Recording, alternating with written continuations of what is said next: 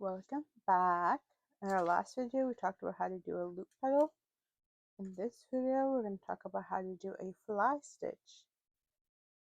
The directions for this one that I wrote down are going to be a little weird just because I couldn't fully write down how to do it in the best way possible. I feel like I couldn't explain it correctly in such a short amount of words on a little memo pad, but we're going to try. Okay. So I'm going to start here. I'm going to stitch across.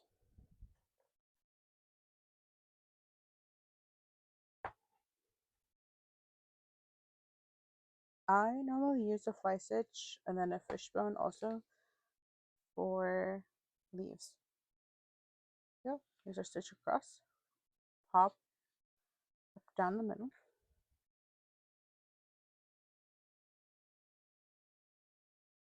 Okay, we've popped it up, go down, go under the stitch. So here, this, and then we're gonna pull it all the way through. We have a V now, and then we stitch down. Okay, and we've stitched it. Now I'm going to continue again. So we're going to stitch across here. Now you could fully push it all the way down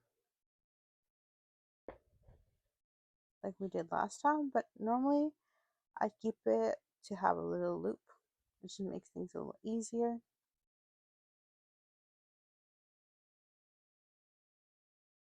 And then we're going to go back in that same hole that we made last time.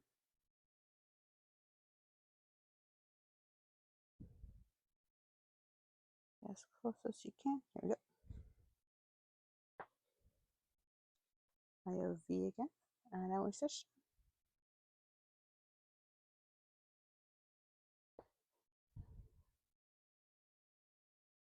Okay, and we continue.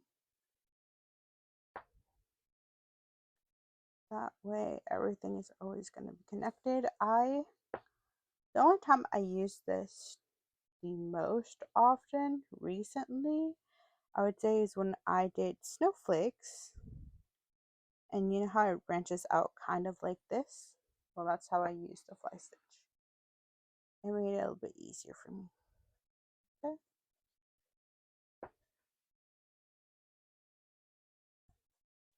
And one of our last ones here.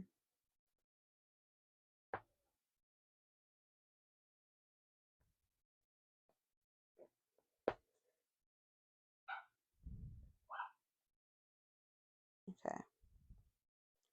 That'll be our last one.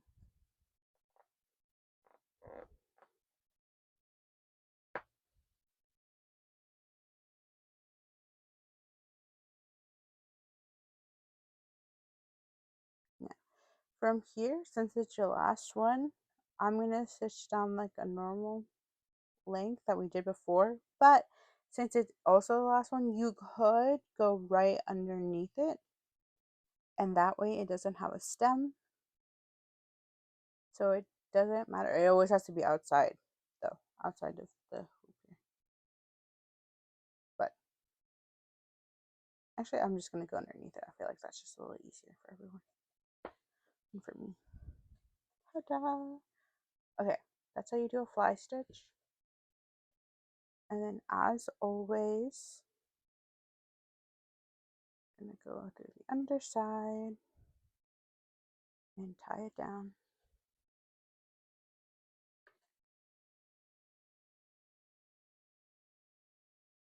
Okay. Now, this one here on top is for practice. So that one you guys are going to do on your own. And I'll show you how I do a fly stitch for the petals. Okay, I said petal, but I definitely meant leaf. So we're going to go one down. And one normal single stitch.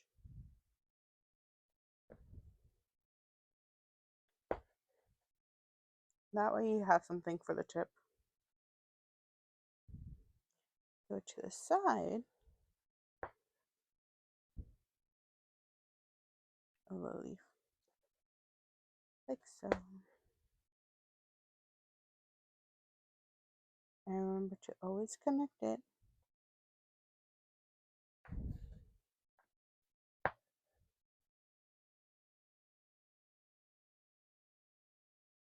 Pull as tight as you can.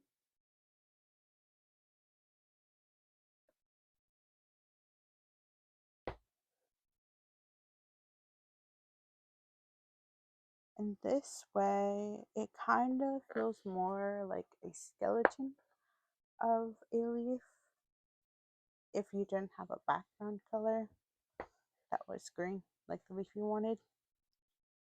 I would say when you do this, I would think that it would look better if you had basically colored it in and then used the fly stitch as the veins of the leaf.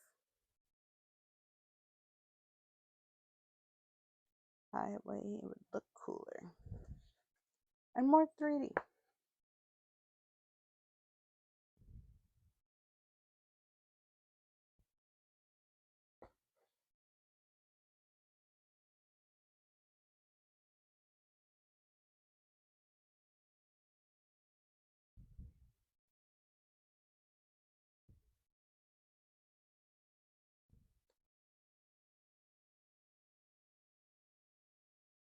Okay, there we go.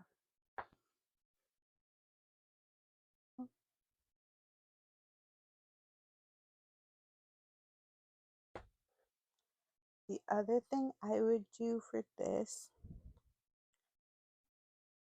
especially if you're doing the idea that I had, which is using it kind of like veins, is maybe make an outline of where you want the middle to be. Curve it if you need it, so it's easier to follow, but not important.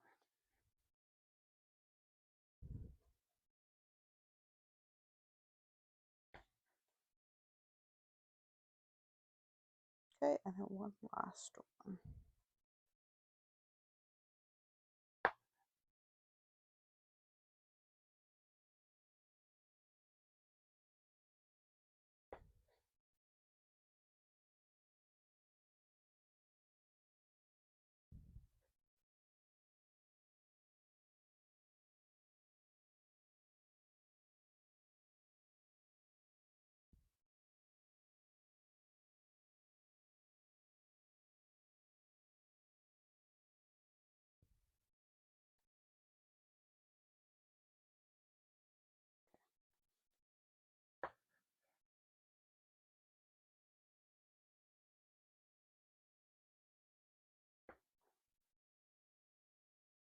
Ta-da!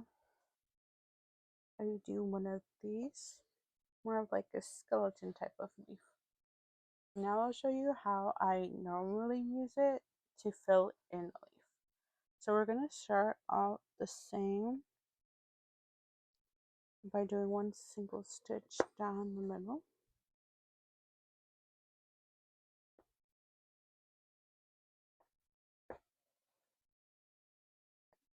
And then you're going to go right next to it at the very beginning.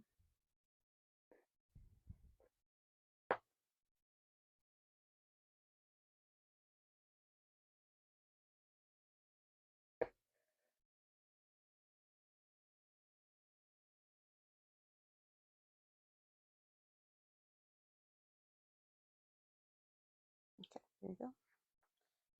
Connect it. Now, I'm going to pull. And instead of going some length down and pushing the needle down, you're actually gonna instead go down right outside of it,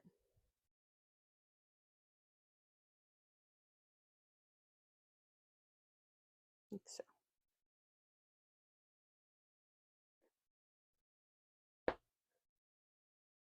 That way you'll end up with a little stitch here and not a long one as opposed to the ones we've done here. Okay? And so when you're filling it up, you're going to continue going right next to the ones that you've already done.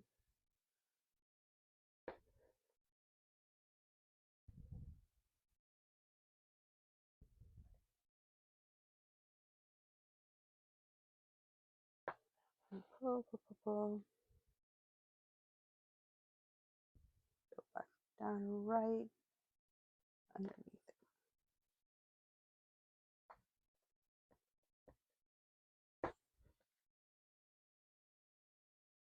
Okay.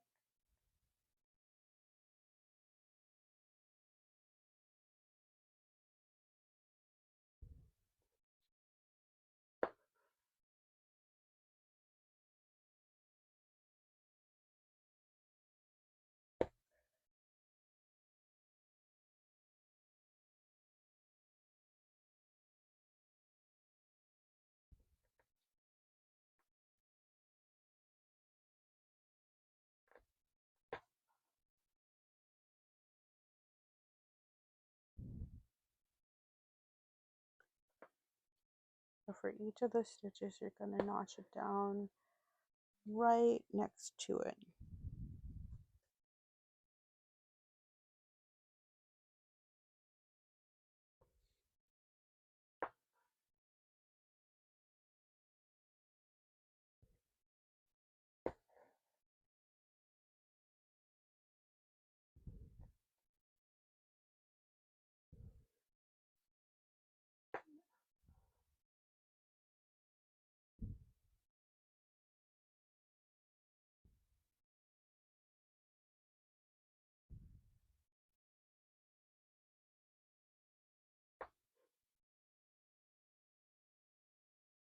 So I don't think I'm going to do the full leaf. I'm probably going to do one or two more. I will say this one is very time consuming. It's not my favorite type of leaf to do, but it looks nice and it looks ribbed. I like the way it looks, but it just takes a long time.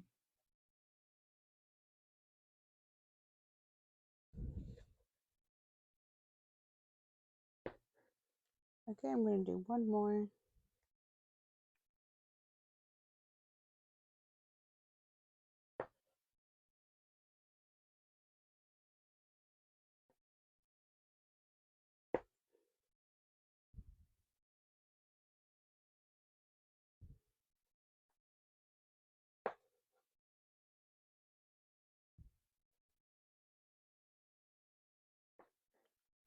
Okay, these are all the ones I did, but you can continue to finish the leaf.